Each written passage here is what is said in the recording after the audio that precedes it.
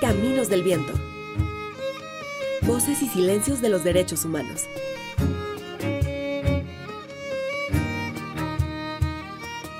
Una producción del Instituto de Derechos Humanos Ignacio Ellacuría e Ibero Radio.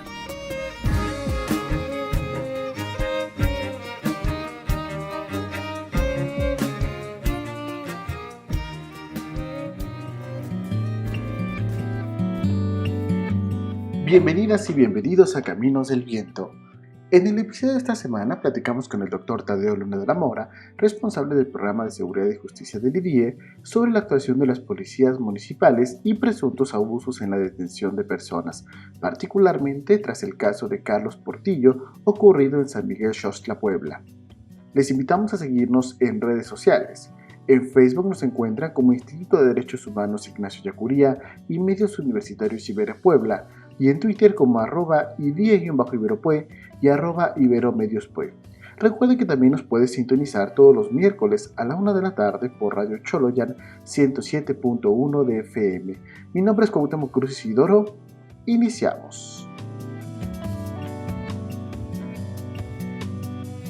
Bienvenidos y bienvenidas a Caminos del Viento. En el episodio de esta semana nos acompaña el doctor Tadeo Luna de la Mora, responsable de Seguridad y Justicia del Instituto de Derechos Humanos Ignacio Ellacuría, a quien hemos invitado para platicar un poco sobre estos temas, casos que han estado en la agenda mediática en torno a la actuación policial y presuntos suicidios por parte de personas que han sido detenidas, que finalmente ponen en duda cuál ha sido el actuar de las policías, particularmente a nivel municipal. ¿Cómo estás, Tadeo? Bienvenido. Hola, ¿qué tal, Cuauhtémoc? Mucho gusto. Muy bien, gracias. Gusto saludarte a ti y a toda tu audiencia. Es un gusto tenerte aquí después de ya hace mucho tiempo.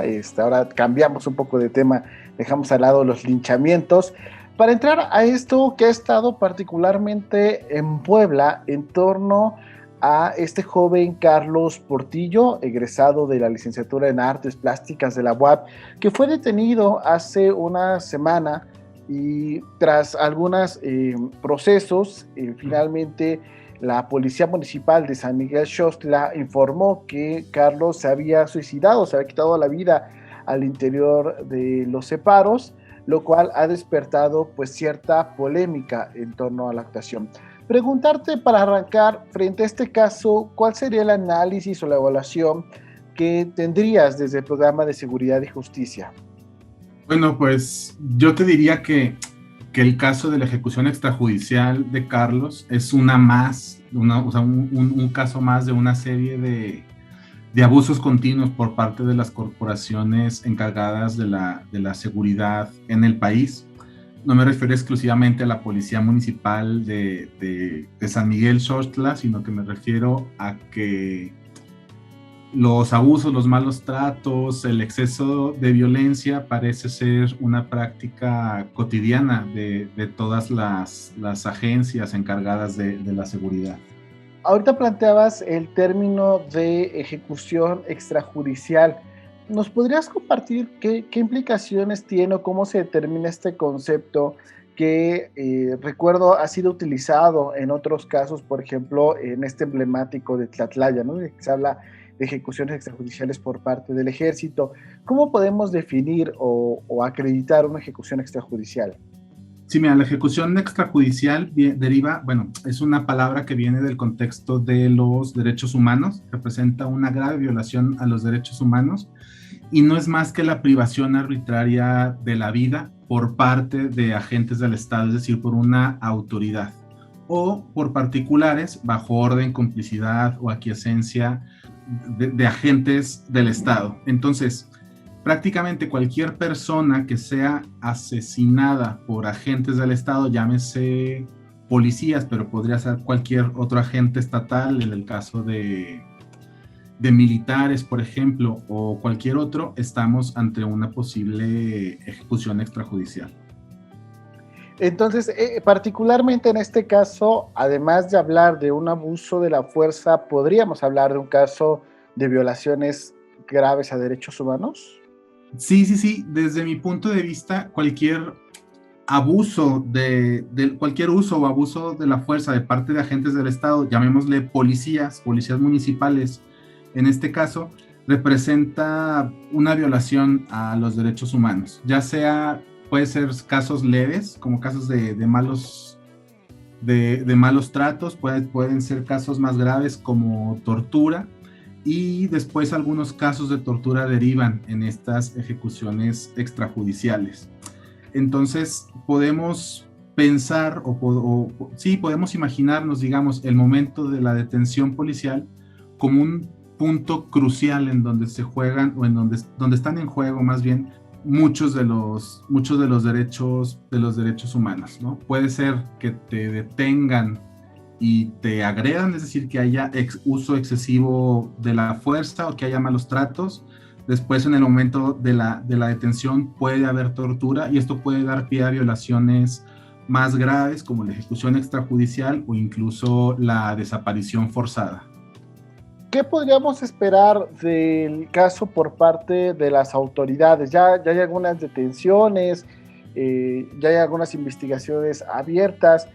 ¿Qué podríamos o qué se tendría que pasar en este ideal de seguridad, de justicia? Bueno, primero, no sé, decir que estos 11 personas que han sido detenidas y que ahora están vinculadas a proceso incluye al secretario de Seguridad Pública del municipio. Esto a mí me parece relevante en el sentido que difícilmente se investigan estos casos de tortura o de ejecución extrajudicial, difícilmente se investiga la cadena de mando. Creo que es una cuestión importante que tenemos que decir.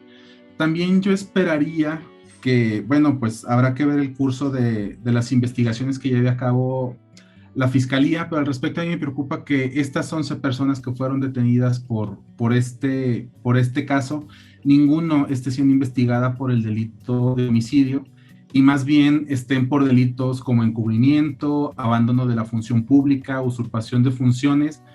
Entonces, esto me preocupa porque los casos de tortura, los casos de estas ejecuciones extrajudiciales, se suelen disfrazar, digamos, o se suele perseguir por parte de la Fiscalía como si fueran delitos menores, o les llaman de otro nombre, no les quieren llamar homicidios. Oye, ¿y el papel que debería de tener la Comisión Nacional de Derechos Humanos, la Comisión Estatal, hasta el momento? ¿Hay alguna declaración? ¿Crees que tendrían que tener un papel más activo? Pues que yo tenga conocimiento, no, ni la Comisión Estatal ni la Comisión Nacional se han pronunciado al respecto. La Comisión Nacional de Derechos Humanos el año pasado se pronunció, digamos, hizo una recomendación a la Secretaría de Marina por el caso de 4 ejecuciones extrajudiciales en el municipio de Tlahuapan, acá en Puebla. Entonces uno esperaría que hagan más o menos lo mismo. Sin embargo, conociendo el funcionamiento, por ejemplo, hablando concretamente de la Comisión de Derechos Humanos de Puebla, pues hemos visto muy poca actividad de su parte en cuestiones relacionadas con tortura o con ejecuciones extrajudiciales. Inclusive hemos visto como un ejemplo, a principios de año vimos como la Comisión Nacional de Derechos Humanos se filtró, digamos, que tenían conocimiento de prácticas de tortura por parte de las policías municipales en el norte, centro y sur del país a migrantes, y lo decidieron ocultar, ¿no? Entonces, el caso en que las policías o las mismas instituciones encargadas de la seguridad son los perpetradores de violaciones a derechos humanos, pues es mucho más difícil que se persiga, que se sancione, que se investigue, porque serían, digamos, ellos mismos los encargados de hacer todas estas funciones. No sé si me expliqué. Sí, claro, hay como una suerte, pues como de complicidad, ¿no? Por parte del órgano que en teoría tendría que encargarse de esta garantía, y que de nuevo, bueno, creo que planteas el papel de la CNDH como, de nuevo, la polémica de qué tan autónoma está siendo realmente, ¿no? En la presente gestión. Y ahora, Tadeo, hace algunas semanas también causó indignación un caso similar ocurrido en Hidalgo, ¿no? este caso de la doctora, de la médico Beatriz Hernández, donde la policía municipal argumentó también de un posible o un probable suicidio tras su detención, que causó cierta indignación. Digo, es un caso similar, aunque pareciera, por información que ha salido recientemente, que hay como más elementos para hablar de un probable suicidio. Pero considerando los dos en la forma de actuación de policías municipales, de la detención, de que llevan a los detenidos, las detenidas a los separos, y que den esta respuesta como similar de, uy, se suicidaron, pues pone como en este entredicho la propia actuación. ¿Estamos frente a un patrón de respuesta similar o generalizada por parte de las policías, no solo municipales, sino ya lo decías, de los diferentes cuerpos de seguridad? ¿A qué se podría deber esto? Sí, yo creo que estamos ante un conjunto de prácticas que nosotros llamamos que son generalizadas, esto es, que se dan en distintas zonas geográficas del país, que se dan en distintas corporaciones, y que es una práctica, esto de los malos tratos, del abuso y uso de la violencia, de la tortura. Son un conjunto de prácticas que tampoco distinguen, digamos, si se trata de una policía local o de el ejército, la marina o ahora la Guardia Nacional, ¿no? O sea, por generalizado me refiero a esto, a que se da en distintos contextos, ¿verdad? Tú pones ahorita sobre la mesa el caso que sucedió, el caso de Beatriz Hernández que pasó en Hidalgo, pero es que antes, no sé si te acuerdas, por ejemplo, del caso del asesinato de esta mujer, que además era migrante en Tulum por parte de la policía. Después estos dos casos, o sea, el que estamos tocando y el de Beatriz Hernández, donde presuntamente o muere, digamos, en condiciones dudosas, ¿no? Bajo custodia estas personas.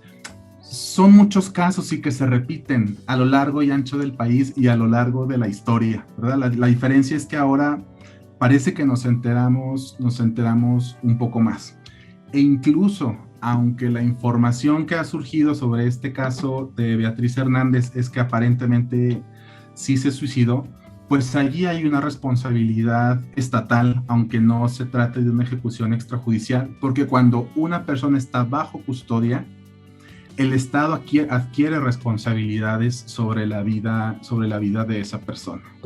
Entonces, sí estamos ante un patrón, es decir, un conjunto de prácticas normalizadas, digamos, generalizadas, y el propio Comité contra la Tortura de Naciones Unidas, hablando específicamente de México, menciona que este conjunto de prácticas que constituyen tortura, que constituyen abusos policiales, ellos le llaman endémicas, ¿verdad? Es decir, que están como muy, muy metidas hasta la raíz de las corporaciones y de las instituciones, los abusos policiales. Oye, sobre estas prácticas, ahorita me quedaba pensando y más bien preguntarte si tú sabes si las policías municipales, bueno, en general las fuerzas de seguridad, pero particularmente ahorita que hablamos de las policías municipales, deben de contar con protocolos para garantizar estos derechos humanos. Ahorita que decías, bueno, aunque no haya sido el abuso policial el que haya causado la muerte, por ejemplo, o la presunta muerte de Beatriz, el hecho de que la tuvieran que cuidar una vez que estaba detenida, nos habla de que hay una falta de protocolos, de que hay una falta de la implementación de protocolos, así que puede que sí existan, pero que no se apliquen. ¿Hay algo ahí que tenga que monitorearse? Sí, mira, contamos con una ley general para prevenir y erradicar la tortura, tiene un nombre más largo que ahorita no me acuerdo. Derivado de esta ley hay un protocolo nacional para la prevención de la tortura. Hay esfuerzos institucionales, a pesar de que el Estado no quiere reconocer la tortura y los malos tratos como una práctica sistemática y generalizada, se ha habido esfuerzos por prevenir esta conducta, esfuerzos al menos institucionales. El Registro Nacional de Detenciones, por ejemplo, es una muestra, digamos, de este esfuerzo por prevenir estos actos. Yo insisto, porque no se trata exclusivamente de que el policía fulanito del municipio de San Miguel Xostla haya decidido ejercer violencia o haya querido torturar. Se trata de que las corporaciones policiales, no solo la de San Miguel, sino todas las corporaciones policiales en México utilizan el abuso de la fuerza, utilizan la tortura como una práctica común, ¿verdad? O sea, eso no podemos perderlo de vista. Ahora ya nos mencionabas el caso de la Policía Municipal de Tulum, tenemos aquí el caso de San Miguel Xostla, este caso en Progreso de Obregón en Hidalgo, y hace un año también, como por estas fechas, causó también una indignación a nivel nacional el asesinato de Giovanni en Jalisco, también por elementos de la Policía Municipal. De nuevo, se vuelven a repetir estos patrones, particularmente en estas corporaciones. ¿Tienes algún balance del actuar de la Policía Municipal? ¿Qué problemáticas podrías ubicar? Hay una problemática como muy focalizada sobre las policías municipales, a diferencia, por ejemplo, de las estatales. Yo diría que no.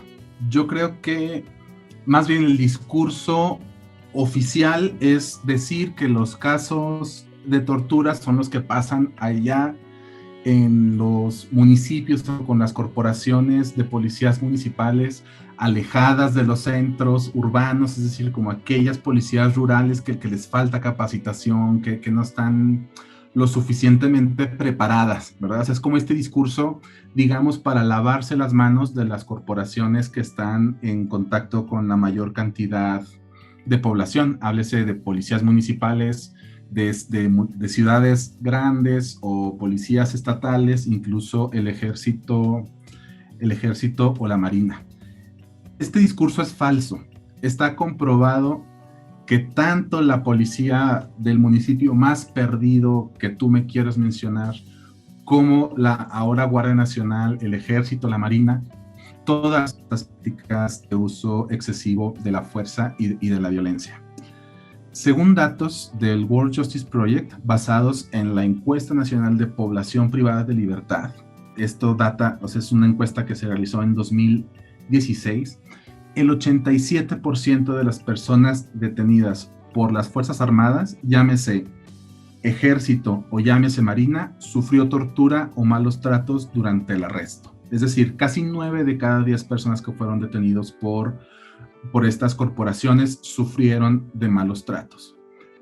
Esto frente a un 7 de cada 10 personas sufrieron malos tratos cuando fueron detenidos por alguna autoridad civil. Entonces, las autoridades militarizadas violan mucho más los derechos humanos que las corporaciones y las policías civiles. La diferencia está, esto sí hay que decirlo, en el grado de sofisticación al que recurren al momento de torturar o de realizar, o al momento de ejercer violencia, ¿verdad? Las policías municipales tendrán muchas menos herramientas o torturarán en una forma menos sofisticada que a lo mejor la Marina o el Ejército, que tienen formas o conocimientos para no dejar huellas físicas, etcétera. No sé si me di a entender, pero en general, o sea, en cualquier corporación, vuelvo sobre esta idea, que todas las corporaciones llevan a cabo estas prácticas sin importar los fines. Digo esto de los fines porque también solemos creer que se utiliza la tortura, por ejemplo, para obtener confesiones, pero ya sabemos que no nada más para obtener confesiones y hasta para un tipo de venganza privada, de si te pones un poco en ese momento de la detención, por ejemplo, etcétera, se utiliza el uso excesivo de la fuerza. Y ya ahorita nos hablabas de estos datos del World Justice Project, que sin duda son alarmantes. ¿Hay algún estudio o análisis diverso que nos hable sobre la actuación de las policías municipales en particular? Pues no que yo conozca, sobre las policías municipales específicamente no. Sí tengo que decir que si conocemos poco sobre el fenómeno del uso y abuso de la fuerza o de tortura en corporaciones policíacas, se debe a que no se investigue, a que no se investigan, digamos, estos casos. Y por investigarse me refiero a las autoridades encargadas de la investigación de delitos, es decir, las fiscalías, las procuradurías, no hacen su chamba en estos casos. De los estudios, digamos, que te puedo mencionar, los más importantes son los que ha llevado a cabo la sociedad civil. Nosotros participamos en un informe que presentamos ante el Comité contra la Tortura de Naciones Unidas en 2019, en ocasión del examen de país que hizo el comité a México, y recientemente, a inicios de este año, como en febrero, marzo, presentamos un informe de seguimiento a las recomendaciones que hizo el Comité contra la Tortura en 2019. Entonces, mucho de lo que sabemos de violencia policial y de casos de tortura de ejecución extrajudicial es gracias al esfuerzo de sociedad civil que sigue estos casos de cerca, sobre todo desde lo local. Ya los mencionabas, y digo, no es como el tema principal, pero aprovechando la coyuntura y quizá en otro espacio pudiéramos como profundizar un poco más todo el impacto que tiene. Pero, ¿qué hay con este anuncio que se ha hecho de que la Guardia Nacional terminará incorporándose a la Sedena? Ya nos has planteado como, pues, parte de la problemática, ¿no?, en torno a la tortura aplicada desde las fuerzas castrenses o las fuerzas militares, ¿no? ¿Qué panorama tendríamos ahora frente a la seguridad pública, frente a este contexto que ya nos has narrado de que, pues, de por sí las policías municipales no podemos confiar como mucho? Ahora se recurre como a la Guardia Nacional. ¿Qué tenemos en el panorama?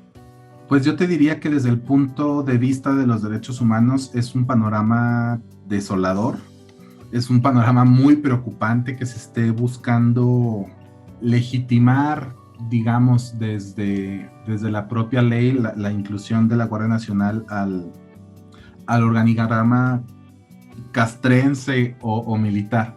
De hecho, ya tenemos una Guardia Nacional militarizada, ¿no? O sea, esto ya pasa hoy en día, ¿no? O sea, que digamos que es civil, pues a nadie logran engañarnos con eso, pero que quedara en la ley sería altamente preocupante. A esto hay que sumar no solo que la seguridad pública, digamos, quede en manos de agentes militares o de instituciones militarizadas, sino los propios procesos de militarización de la seguridad que se ha dado en estos últimos años. Sí, la militarización desde el punto de vista de que hay más militares en las calles, digamos, o sea, esa militarización como más directa, pero hay otros procesos de militarización que resultan mucho más sutiles y que han tocado a las corporaciones policiales a nivel municipal. Me refiero, por ejemplo, a este esfuerzo de las propias policías o de las instituciones policíacas a parecerse cada vez más al actor hegemónico que es el ejército y la marina. ¿Verdad? Sabemos cómo cada vez más las policías tienen mayores armamentos, ¿no? O cómo se habla, por ejemplo, de la incorporación de militares retirados como directores de seguridad pública. Se va adquiriendo esta lógica esta lógica militar de ver al otro como enemigo, contrario a lo que debería ser la corporación civil policial que busque la prevención del delito, mantener el orden. La lógica militar es esta de defenderse del enemigo. Y entonces, en este querer parecerse a como son los militares, a como el discurso oficial dice que debe ser la seguridad pública, pues las policías locales caen en algo que me gusta llamarle semejanza asimétrica.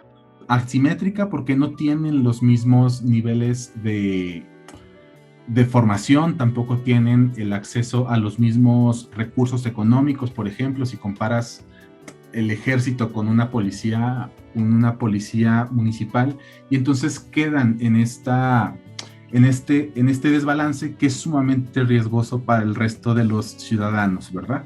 Un grupo, una corporación, un grupo de personas que quiera parecerse a los militares, pero que no tenga la capacitación, el acceso a recursos, etcétera, pues da como consecuencia la violación de derechos humanos. Ahora ya para cerrar, Tadeo, preguntarte, frente a este contexto que nos planteas de la militarización, no solamente entendida como la mayor presencia de los militares, sino cómo van ocupando ciertos espacios frente o dentro de las corporaciones civiles, pienso que ahora o en los últimos años en esta guerra contra el narco se ha anunciado que llega a dirigir la policía estatal o la policía municipal cierto general en retiro, ¿no? Y que bueno, esto va perpetrando. Y también frente a estas prácticas violatorias a derechos humanos que nos convoca hoy a platicar este tema del caso de Carlos, ¿cuál sería la respuesta? ¿Qué tendría que pasar o hacia dónde tendríamos que caminar en torno a la seguridad pública? ¿Qué espacios tendríamos que recuperar? Pues yo creo que primero tendríamos que recordar que las corporaciones policiales o las instituciones encargadas de la seguridad están precisamente para eso, para proveer la seguridad de los y las ciudadanas, no para enfrentar al enemigo o no para acabar o no para pelear una guerra, digamos, en nuestras calles. Yo creo que necesitamos hacer o romper, digamos, con este discurso hegemónico respecto a que necesitamos mayor armamento y más militarización y más policías y más carros tanques y todo eso. Alejarnos de eso. Yo desde los derechos humanos siempre propongo incorporar la visión de seguridad ciudadana que tiene que ver con un entender que la seguridad no está peleada con el ejercicio de derechos, que entre más derechos seamos capaces de vivir y de ejercer, todos y todas estaremos más seguros. El sentimiento de inseguridad derivado de la militarización, es decir, no solo de lo que hace la delincuencia organizada, sino que también tenemos miedo de la respuesta que da el Estado a esta realidad, pues nos tiene sumidos o encerrados en nuestras casas, ¿verdad? O sea, ha tenido como consecuencias esta ruptura de relaciones sociales, lo que muchos llaman el tejido social, ¿verdad? O sea, habría que reconstruir el tejido social, pues habría que volver a retomar los espacios públicos, a salir a las plazas, a vernos, a reconocernos entre vecinos, a vernos la cara, para gestionar, digamos, este sentimiento de seguridad.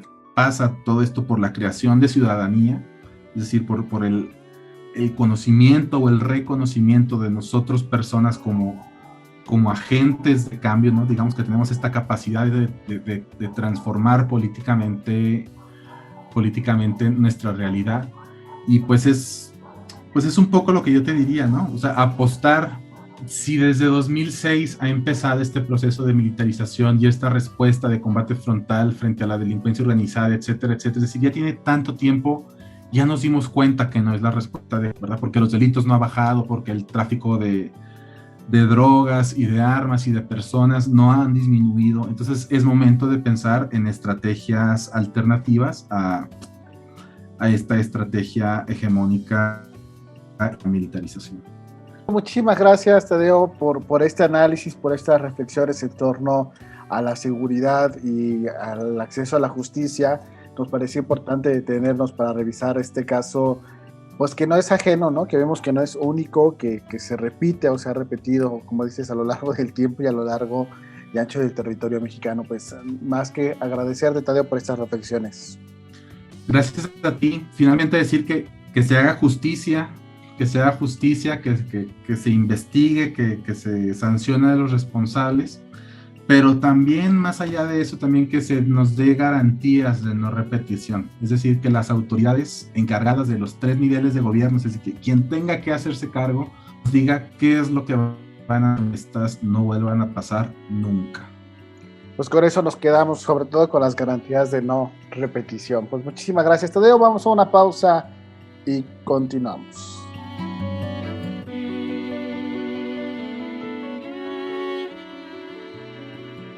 De vuelta en Caminos del Viento, después de haber tenido esta plática con el doctor Tadeo Luna de la Mora, damos rápidamente seguimiento a otro tema que hemos dado cuenta en este espacio, Queda menos de un mes para que la actual legislatura del Congreso del Estado de Puebla pueda analizar, discutir y aprobar la iniciativa de ley en materia de desaparición de personas. Esta iniciativa que hemos comentado participó no solamente la Comisión de Derechos Humanos del Congreso, sino también integrantes del colectivo La Voz de los Desaparecidos y también académicos y académicas de la Ibero Puebla, y del cual hemos señalado que hace ya casi un año que se presentó esta iniciativa de ley, que se han convocado algunas mesas, pero que no ha habido avance alguno para que se pueda cumplir con su discusión y aprobación durante la actual legislatura.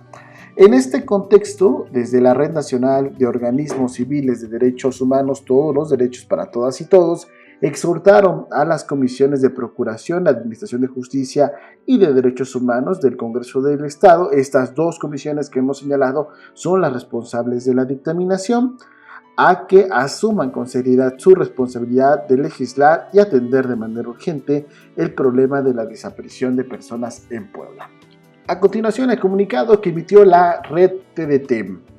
La Red Nacional de Organismos Civiles de Derechos Humanos, Todos los Derechos para Todas y Todos, Red TDT, conformada por 86 organizaciones en 23 estados de la República Mexicana, exhorta a las comisiones de Procuración, de Administración de Justicia y de Derechos Humanos del Honorable Congreso del Estado de Puebla a no demorar más y a proceder a la dictaminación de la iniciativa de ley en materia de desaparición de personas para el Estado de Puebla bajo un esquema de apertura, participación ciudadana, transparencia y rendición de cuentas.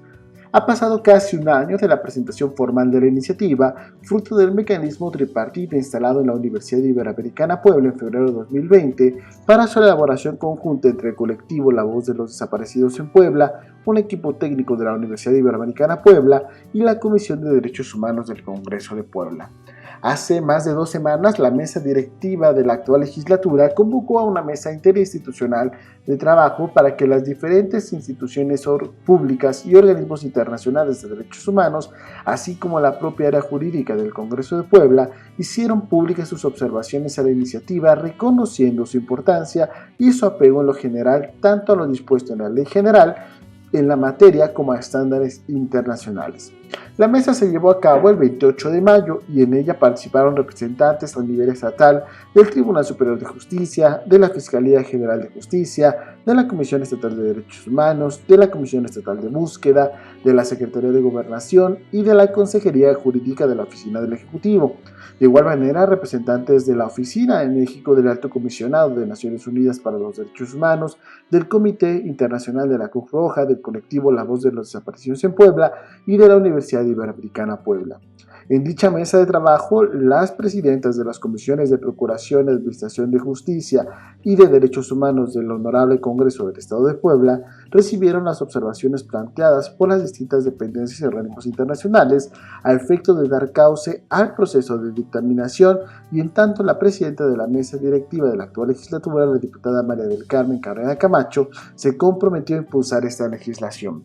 Unos días después, el 2 de junio, en un oficio dirigido a la diputada Estefanía Rodríguez Sandoval, la titular de la Comisión Nacional de Búsqueda de Personas, Carla Quintana Osuna, dio el aval al proyecto, señalando que es acorde con lo establecido por los tratados internacionales y la normativa en materia, considerando indispensable la conclusión del proceso legislativo. Al Congreso de Puebla le queda menos de un mes para que concluya su último periodo ordinario de sesiones, sin que a la fecha se discuta la iniciativa en la materia. Es hora de mostrar sensibilidad con esta emergencia y cumplir con los compromisos adquiridos. Recordamos al Honorable Congreso del Estado de Puebla que, con corte al 13 de junio del año en curso, se tenían registradas un total de 88.755 personas desaparecidas y no localizadas a nivel nacional, de las cuales en el Estado de Puebla se reportaban 2.762 de acuerdo con el Registro Nacional de Personas Desaparecidas y No Localizadas. Ante este desgarrador escenario, la Ley General en materia de desaparición forzada de personas, desaparición cometida por particulares y el Sistema Nacional de Búsqueda de Personas es clara al mandatar la emisión y armonización legislativa correspondiente. Por lo anterior, exhortamos a las comisiones de Procuración, Administración de Justicia y de Derechos Humanos del Congreso del Estado de Puebla a que asuman con seriedad su responsabilidad de legislar y atender de manera urgente el problema de la desaparición de personas en la entidad. Y firma la Red Nacional de todos los derechos para todas y todos el 21 de junio de 2021. Y así recordemos que el 15 de julio próximo, es decir, casi 2 semanas, concluyen los periodos ordinarios de sesiones del Congreso y con ello la posibilidad de que las y los diputados cumplan su palabra y legislen a favor de las personas desaparecidas y sus familias. Antes de irnos, continuamos con las historias que forman parte de la campaña Pasos que Tejen Historias de la Red Jesuita con Migrantes. En esta ocasión escucharemos la historia de Narcisa, una madre que busca a su hijo desaparecido en México desde Centroamérica. Vamos a escuchar esta historia. Soy Narcisa y soy de Nicaragua. Soy una de las tantas madres que ha tenido que buscar a sus hijos. Mi hijo migró a México estando muy joven y desapareció por 10 años. Esto es lo más duro que he tenido que vivir porque la preocupación de no saber nada de él es muy difícil. En ese tiempo yo vivía angustiada. Un día, una familiar escuchó a través de la radio que había una organización que ayudaba a las madres que buscaban a sus hijos. Yo me acerqué y así fue que conocí al servicio jesuita a migrantes en Nicaragua. Les conté mi historia, me atendieron muy bien y me dijeron que me iban a ayudar a buscarlo. Yo empecé a asistir a las reuniones y se presentó la oportunidad de ir a las caravanas de madres centroamericanas a México para buscarlo. Me emocioné bastante, pero confieso que tenía mucho miedo de ir. En ese momento rifaron los cupos para ir. Como yo era nueva, solo 2 personas votaron por mí. Me dijeron que tenía que tener 6 votos. Me sentí muy triste. Les pedí que llevaran la foto de mi hijo para que lo buscaran. Me fui a la iglesia y entré en ayuno 5 días. Al terminar esos 5 días regresé a mi casa y me tenían la noticia de que iría a la caravana y que tenía que sacar mi partida de nacimiento. En esa ocasión pude buscar a mi hijo. Conocí varios estados de México. En ese viaje no tuvimos noticias de él. A los 3 meses de ir a México con la caravana, llegaron a mi casa y me dieron la buena noticia de que habían encontrado a mi hijo en Tijuana. Me puse muy feliz. Ellos lo contactaron y pudimos comunicarnos de nuevo. Le doy gracias a Dios y al Servicio Jesuita a Migrantes por ayudarme y apoyarme en la búsqueda de mi hijo. Yo desearía que todas las madres que tienen desaparecidos a sus hijos e hijas logren encontrarlos como yo tuve la fortuna.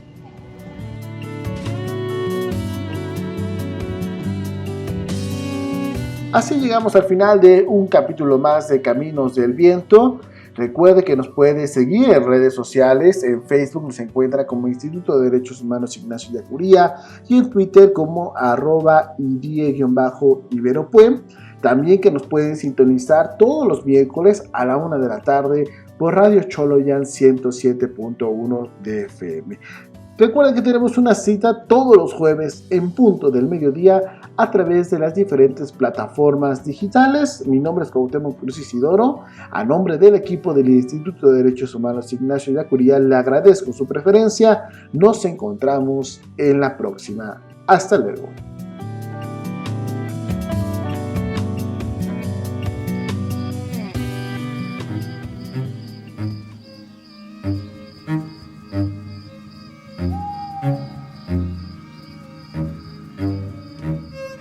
Caminos del Viento.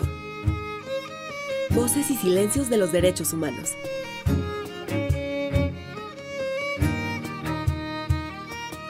Una producción del Instituto de Derechos Humanos Ignacio Ellacuría e Ibero Radio. Escucha nuestro siguiente podcast de Caminos del Viento.